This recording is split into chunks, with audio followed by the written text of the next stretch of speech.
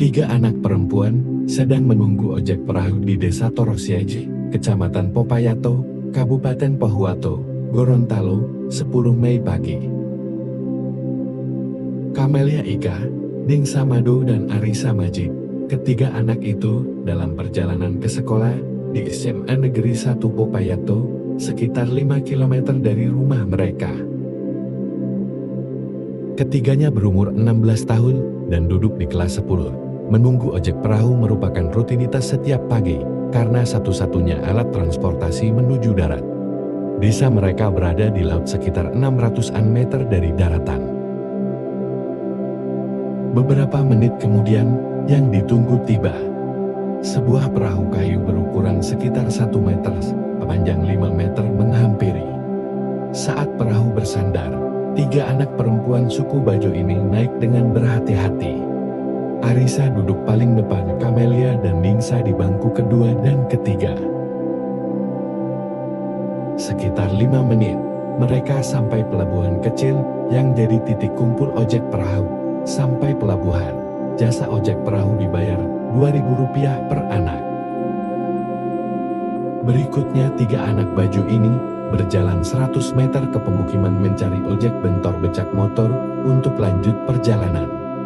Per anak bayar Rp5.000 sampai sekolah, ongkos pulang pergi sekolah tiap anak Rp14.000 setiap hari, belum termasuk uang jajan.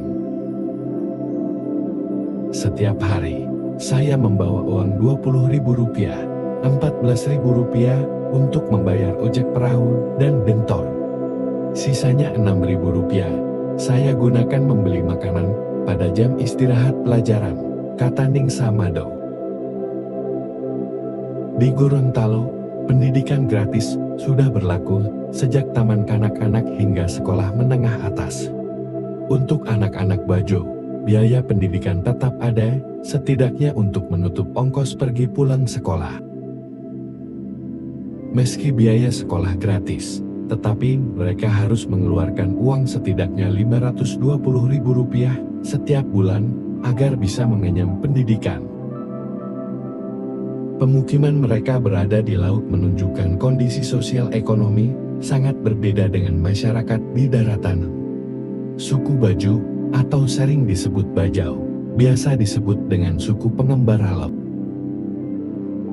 Mereka hidup 100% mengandalkan hasil laut, satu-satunya pekerjaan adalah nelayan. Ketika tangkapan laut menurun, langsung berdampak pada kondisi ekonomi, dampak lanjutan, nasib pendidikan anak-anak. Ningsa cerita, beberapa kali tidak berangkat sekolah karena tak ada biaya. Pendapatan dari tangkapan ikan orang tuanya rata-rata Rp100.000 per hari.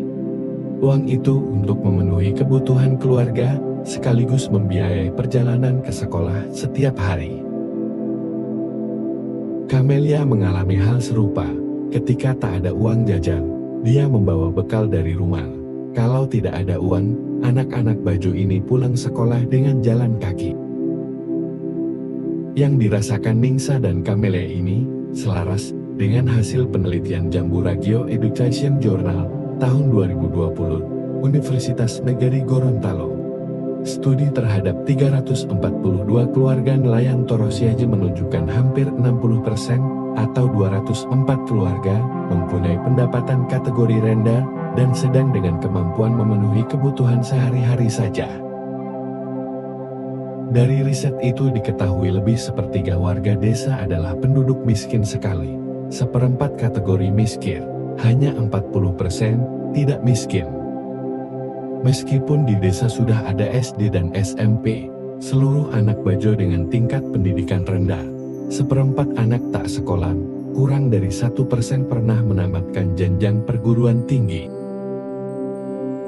Wiwin Kobe, seorang peneliti mengatakan, berdasar teori human capital tingkat pendidikan menentukan kualitas sumber daya manusia, selain kesehatan. Di Torosiaji, kedua faktor sama-sama rendah hingga kualitas sumber daya manusia mengikuti juga. Kemiskinan sulit dihalau, karena andalan pekerjaan hanya nelayan, bahkan hanya seperempat rumah milik sendiri, sisanya menumpang, itu pun kondisi tak permanen. Studi lain memberi gambaran sedikit lebih terang tentang sebab musabab kemiskinan komunitas Bajo. Misalnya, publikasi jurusan Ilmu Lingkungan, Universitas Halu Oleo yang ditulis Satria Dewianti, Amar Maruf, dan Lis Indriani tahun 2019 menyelidiki bagaimana nelayan Bajo menghadapi perubahan iklim. Studi ini dengan melihat komunitas Bajo di Soropia, Konawe Sultra. Dalam riset itu menjelaskan, pesisir dan laut merupakan wilayah paling rentan terkena berbagai dampak perubahan iklim. Dampak ini antara lain berupa kenaikan muka air laut, perubahan keasaman air laut, peningkatan frekuensi, dan intensitas iklim ekstrem. Fenomena itu akan mengubah kondisi perairan hingga mempengaruhi keanekaragaman hayati setempat. Perubahan ini pada akhirnya punya peran menggerus sumber pendapatan nelayan Bajo. Apa yang dialami anak-anak suku Bajo ini merupakan potret bentuk risiko krisis iklim pada anak. Laporan Lembaga PBB untuk Anak tentang pengenalan risiko iklim anak pada tahun 2021 menyebut, anak-anak secara fisik lebih rentan dan kurang mampu menahan sekaligus menghadapi guncangan bencana seperti banjir, kekeringan, cuaca ekstrem, gelombang panas, siklon tropis, penyakit tular vektor, degradasi lingkungan, polusi udara, serta polusi tanah dan air. Ada 920 juta anak di dunia terpapar tinggi terhadap kelangkaan air, 600 juta anak berisiko terpapar penyakit rawan akibat perubahan cuaca seperti malaria dan demam berdarah. Lalu, 400 juta anak terpapar tinggi terhadap siklon. Sementara, ancaman paparan karena krisis iklim terbanyak dihadapi 2 miliar anak akibat polusi udara dan 815 juta anak karena pencemaran timbal pada udara, air, tanah, dan makanan yang terkontaminasi.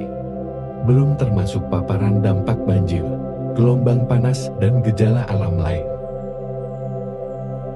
Laporan terbaru menyebut, Asia Timur dan Pasifik merupakan satu yang paling terdampak guncangan dan tekanan iklim.